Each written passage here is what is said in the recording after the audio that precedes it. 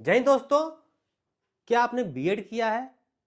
हाँ, तो अब शिक्षक बनने का इरादा छोड़ दीजिए और आप अधिकारी बनिए यदि बनना चाहते हैं तो। शिक्षक बनने का अगर मन है, वही आपका ड्रीम है, तो शिक्षक से अच्छी जॉब कोई नहीं है। लेकिन अगर आप शिक्षक बनना नहीं चाहते, आपने सेकंड ऑप्शन के तौर पर बीएड किया हुआ है, तो आपको अधिकारी बनने का मौका मिलेगा। और अधिकारी बनने के लिए बीएड आपकी सहायता भी करेगा, क्योंकि बीएड करने से थोड़ा सा कंपटीशन क्या होता है, कम हो जाता है।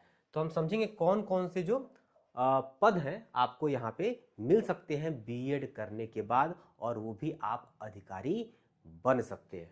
ठीक है, देखिए, तो अधिकारी बनने का सपना अगर आप देख रहे हैं तो दो पोस्ट आपके लिए बहुत इंपॉर्टेंट है यहाँ पे। ठीक है, दिखने को मिल रहा होगा यहाँ पे। एक है आपका बीईओ का और एक है आपका वरिष्ठ प्रवक्ता का। तो पहले दोनों पदों को समझ लेते हैं कि है क्या।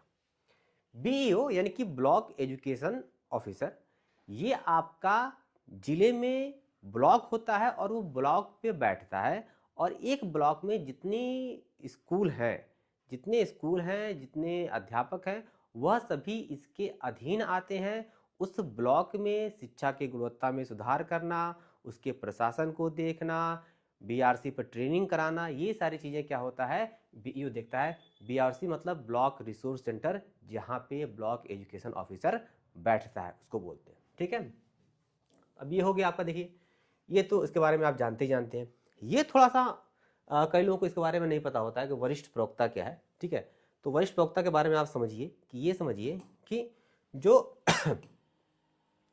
जो आपका वरिष्ठ प्रवक्ता होता है वो जिले पे बैठता है। ठीक है, ये तो खंड शिक्षा अधिकारी ब्लॉक पे थे, लेकिन जो वरिष्ठ प्रवक्ता होता है जिले पे बैठता है। और जिले पे बैठने के लिए यहाँ पे एक होता है डायट, जिला शिक्षा एवं प्रशिक्षण संस्थान। इसका हिंदी में नाम है जिला शिक्षा एवं प्रशिक्षण संस्थान। और इस डायट में ठीक है, एक प्रिंसिपल होता है, ठीक है, एक आपका प्रिंसिपल होता है, ठीक है, और एक आपका वाइस प्रिंसिपल होता है, ठीक है, और 6 आपके वरिष्ठ प्रवक्ता यानी कि सीनियर लेक्चरर आपके यहाँ पे होते हैं। डायट में एक प्रिंसिपल, एक वाइस प्रिंसिपल और 6 वरिष्ठ प्रवक्ता। ये तीनों पीईएस होते हैं। ये तीनों क्या होते हैं, पीईएस होते हैं। ये भी पीईएस है, ये भी पीईएस है, ये भी पीईएस है। ठीक है, लेकिन ये सुपर सीनियर है, ये इनसे सीनियर होते हैं, और ये सबसे निचले स्तर पर सीनियरिटी में क्या होते हैं, वरिष्ठ प्रवक्ता आपके आपके होते हैं। ठीक है, अब डैट में 7 ब्रांचेस होते हैं। एक ब्रांच ये जो वाइस प्रिंसिपल है वो देखता है, और 6 ब्रांच क्या होते हैं, आपके वरिष्ठ प्रवक्ता आपके देखते हैं। एक ब्रांच वाइस प्रिंसिपल देखता है और 6 ब्रांच आपके वरिष्ठ प्रवक्ता देखते हैं। और इसी 6 ब्रांच को देखने के लिए हर डायट में 6 वरिष्ठ प्रवक्ताओं का जगह है। लेकिन दुर्भाग्य की बात यह है कि वैकेंसी अभी उतनी नहीं हो पाई है, तो डायट में सीटें खाली हैं। तो प्रिंसिपल तो कहीं कहीं प्रिंसिपल तो आपको बहुत कम जगह देखने को मिलेंगे, वाइस प्रिंसिपल भी बहुत कम जगह है, और डायटों में 6 वरिष्ठ प्रवक्ता भी नहीं है। किसी डायट में 1 वरिष्ठ प्रवक्ता है, कहीं 2 है, कहीं बिल्कुल भी नहीं है। इसका मतलब कि डायट में वरिष्ठ प्रवक्ता की सीटें बहुत ज़्यादा खाली हैं, और ये खाली सीटें अब भरी जाएंगी। ठीक है, सीनियर लेक्चरर की सबसे एक खास बात यह होती है कि इन्हीं वरिष्ठ प्रवक्ता होते हैं, इनको क्या करते हैं, बीएसए बना देते हैं। ठीक है, बीएसए से वरिष्ठ प्रवक्ता बन जाते हैं, और वरिष्ठ प्रवक्ता से क्या होते हैं, बीएसए बन जाते हैं। ये वैसा वर्षा क्या होता है, काम चलता रहता है। एक सवाल ये लोग पूछते हैं कि क्या वरिष्ठ प्रवक्ता का प्रमोशन बीएसए के पद पर होता है? नहीं, वरिष्ठ प्रवक्ता का प्रमोशन नहीं, ये समकक्ष पद है। वरिष्ठ प्रवक्ता का जब प्रमोशन होगा, या तो वो वाइस प्रिंसिपल बनेगा, या फिर माध्यमिक में जाकर डीआईएस वगैरह वो बन सकता है, लेकिन वह बीएसए प्रमोशन से नहीं बनता है, वो समकक्ष पद है। वो चाहे तो शासन जब चाहे उसको बीएसए बना सकती है। दूसरी सवाल ये आती है कि क्या जो वरिष्ठ प्रवक्ता होते हैं वो सीनियरिटी के बेस पे बीएसए बनते हैं? ये इसकी भी कोई गारंटी आपकी नहीं है कि आप सीनियरिटी के बेस पे बीएसए बनाए जाएंगे। सिर्फ और सिर्फ ये शासन जानती है कि आपको बीएसए कब बनाना है। वो शासन के जो अंदरूनी जो क्रियाकलाप होते हैं उसके आधार पर क्या होती है, चीज़ें तय होती हैं। तो एक लेटर आया था, एक पत्र आया था कि जो 50% पद है बीएसए का, ठीक है, वो प्रॉपर बीएसए से भरा जाएगा। ठीक है, और 50% जो पद होंगे, जो 50% पद होंगे, वह आपका सीनियर लेक्चरर से, ठीक है, सीनियर लेक्चरर से, और राजकीय के प्रिंसिपल से आपका क्या हो जाएगा, ये भरा जाएगा। ठीक है, राजकीय के प्रिंसिपल से। आई बात समझ में? अब ये इसके लिए तो आपको चाहिए बीएड। ये मैं क्यों सीनियर लेक्चर क्यों बता रहा हूँ, मैं समझा पा रहा हूँ। इसके लिए चाहिए बीएड, इसके लिए चाहिए बीएड प्लस 3 साल का अनुभव, माध्यमिक में 3 साल का अनुभव। ये अनुभव वाला है तो अनुभव कई लोगों के पास होता नहीं, इसलिए इसको हटा दीजिए, और ये बीएससी के लिए सिर्फ और सिर्फ क्या मांगता है, सिर्फ क्या मांगता है, पोस्ट ग्रेजुएशन। क्या मांगता है? Post graduation. ठीक है, तो इसको भी हटा दीजिए, ये तो सिंपल में आ जाएगा। यानी कि आपका क्या बच गया, वरिष्ठ प्रवक्ता अगर आप हैं, ठीक है, तो या तो आप डाइट में जो 6 ब्रांचेस हैं उनमें से किसी एक ब्रांच को आप वहाँ पे देखेंगे। ज़्यादा दौड़ भाग की नौकरी नहीं है, आराम की नौकरी है। आप चाहें तो डाइट में आएंगे और सुबह से शाम तक आप ऑफिशियल वर्क करेंगे और शाम को आप घर जाके आराम भी कर सकते हैं। तो वरिष्ठ प्रवक्ता में ज़्यादा काम नहीं है। वरिष्ठ प्रवक्ता का काम तब बढ़ता है जब वरिष्ठ प्रवक्ता को बीएसए बनाया जाता है, और बीएसए का पद काफ़ी हेक्टिक है, उसमें तो बहुत ज़्यादा काम वहाँ पे होते हैं। तो लेकिन आपको बीएसए बनने का मौका वहाँ पे मिल सकता है। और वरिष्ठ प्रवक्ता के अधिकांश लोग चाहते हैं कि बीएसए बन जाए। कोई भी चाहता है कि वहाँ पे बीएसए बन जाए, क्योंकि बीएसए का पोस्ट जो है वो काफ़ी चार्मिंग पद क्या होता है, माना जाता है। तो हम समझ गए, ठीक है, ये खंड शिक्षा अधिकारी को समझ गए और वरिष्ठ प्रवक्ता को समझ गए। अब कैसे क्या होगा भाई, इसका जो ग्रेड पे है वो 4800 का है, ठीक है, जो खंड शिक्षा अधिकारी है इसका ग्रेड पे 4800 का है और इसका ग्रेड पे 5400 का है, ठीक है। इसकी जो भर्ती आती है, उत्तर प्रदेश लोक सेवा आयोग अलग से भर्ती लेके आती है, और उसमें क्या होता है, प्री होता है और मेंस होता है। वरिष्ठ प्रवक्ता में जो आता है वो आपको प्रॉपर पीसीएस के थ्रू आपको यहाँ आना पड़ेगा, पीसीएस को निकालना पड़ेगा, तब जाकर वरिष्ठ प्रवक्ता बनेंगे। तो उसमें प्री होता है, मेंस होता है और इंटरव्यू होता है। और यूपी पीसीएस जो उत्तर प्रदेश लोक सेवा आयोग है, जो उत्तर प्रदेश जो पीसीएस की जो प्रॉपर परीक्षा होती है वो कराती है, वो क्या करना पड़ेगा, आपको निकालना पड़ेगा, ठीक है। अब एक समझ लेते हैं। यहाँ पे प्रीलिम्स में एक पेपर होता है, ठीक है, एक पेपर होगा, 120 क्वेश्चंस का होगा, ठीक है, 2.5 मार्क के होंगे, 300 मार्क का होगा, ठीक है। एक ही पेपर केवल यहाँ पे होना है। जो खंड शिक्षा अधिकारी है उसमें एक पेपर जो होगा, प्री का एक पेपर होगा, वो जीएस का पेपर होगा, ठीक है, और उस पेपर में आपके 120 सवाल आएंगे और एक सवाल 2.5 नंबर का रहेगा, 300 अंकों का यहाँ पे होगा। जबकि वरिष्ठ प्रवक्ता में पीसीएस के आप जानते ही हैं कि आपको यहाँ 2 पेपर होते हैं, एक जीएस का होता है 150 नंबर का, और एक सीसेट का होता है 150 क्वेश्चन का, और सीसेट होता है आपका 100 क्वेश्चन का, ठीक है। अब ये सीसेट क्या होता है, क्वालिफाइंग होता है, इसमें सिर्फ आपने 33 प्रश्न कर दिए तो आप वहाँ पे क्वालिफाई कर जाएंगे। अदरवाइज यहाँ पे जो मेरिट बनती है वो आपके जीएस से बनती है, 150 प्रश्न है, ठीक है। 150 प्रश्न में आप लमसम माना जाता है कि 90, 92, 95 से ऊपर रहेंगे तो मान के चलिए कि आपका प्रीलिम्स क्वालिफाई हो जाता है, ऐसा लोग कहते हैं, ठीक है। कभी मेरिट ऊपर चली जाती है, कभी नीचे चली जाती है, ये तो अलग बात है। तो ये हो गया। अब मेंस देखिए, प्रीलिम्स तो हो गया आपका, अब मेंस को देखते हैं। मेंस में यहाँ पे सिर्फ 2 पेपर होता है।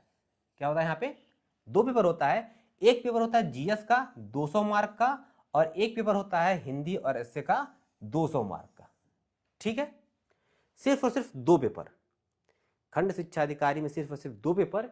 एक पेपर होगा 200 मार्क का और एक पेपर होगा 200 मार्क का हिंदी और एसए का। और इस जीएस में आपके 10 मार्क के 10 क्वेश्चन आएंगे, इनको लिखना होता है, ठीक है। 125 शब्दों में के आसपास क्या होता है, इनको लिखना होता है, ठीक है। तो जो 10 क्वेश्चन होंगे वो 10 नंबर के होते हैं। आगे के जो 10 क्वेश्चन आते हैं वो 6 नंबर के होते हैं, ठीक है। फिर 20 क्वेश्चन आते हैं, 2-2 नंबर के आते हैं, ठीक है। उनको आपको 20-25 शब्दों में क्या होता है, वहां पे लिखना होता है। यानी कि 100 नंबर का ये हो जाता है बड़े मैंने दीर्घ उत्तरी, फिर होता है लघु उत्तरी, फिर होता है अति लघु उत्तरी। इस तरह का फॉर्मेट आपका होता है, और ये कुल मिला के आपका 200 नंबर का हो जाएगा। हिंदी और ऐसे में आ जाएंगे तो हिंदी आता है आपका 100 नंबर का। वही हिंदी में आपका है गद्यांश लेखन है, पत्र लेखन है, व्याकरण है। अब यहाँ पे क्या परिवर्तन, इससे थोड़ा सा परिवर्तन देखने को मिलेगा कि हिंदी से अंग्रेजी में अनुवाद करना पड़ता है और अंग्रेजी से हिंदी में अनुवाद करना पड़ता है, यानी कि ट्रांसलेशन आपको आना चाहिए, ठीक है। उसके बाद मुहावरा आ जाता है, पर्यायवाची आ जाता है और वाक्य शुद्धि आ जाता है। ये सब इसका फॉर्मेट है हिंदी का। बाद में समझेंगे जब सिलेबस को डिकोड करेंगे तो और अच्छे से समझेंगे।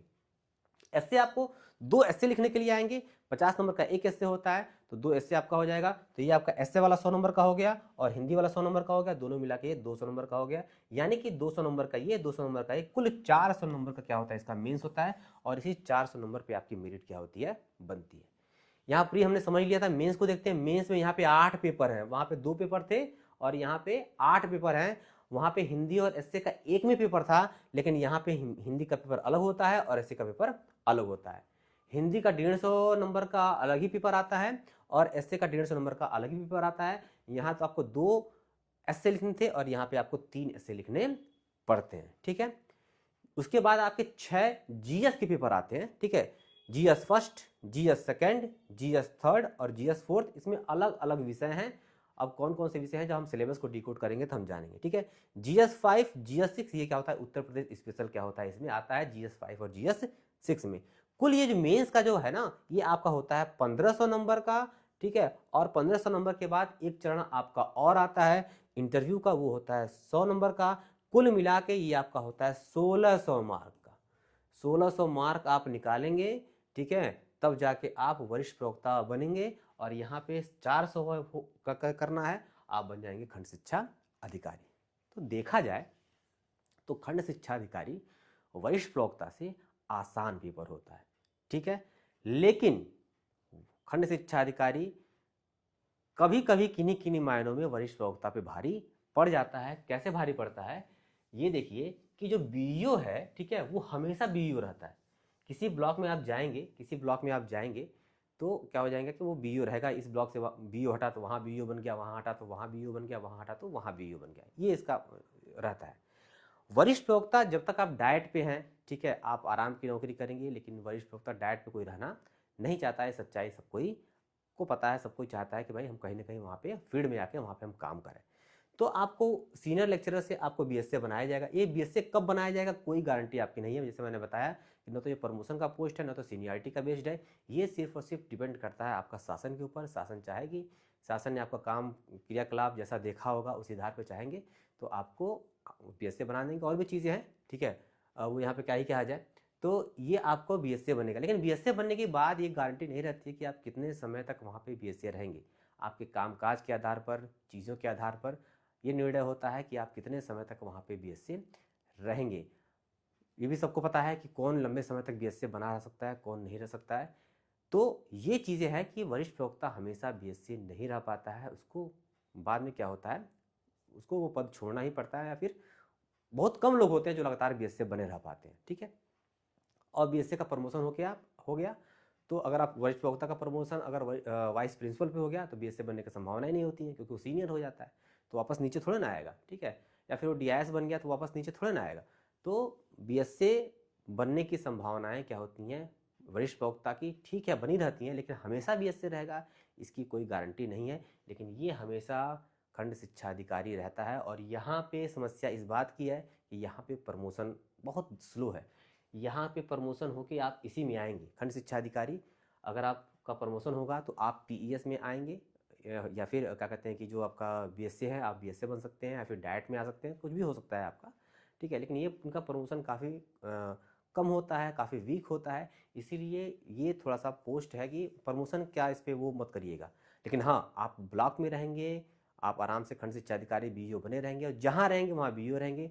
लेकिन वरिष्ठ प्रवक्ता आवश्यक नहीं है कि वो बीएसए भी बना रहे, उसे हो सकता है कि उसके पद छोड़ना पड़े, फिर आपको वापस डाइट में आना पड़े।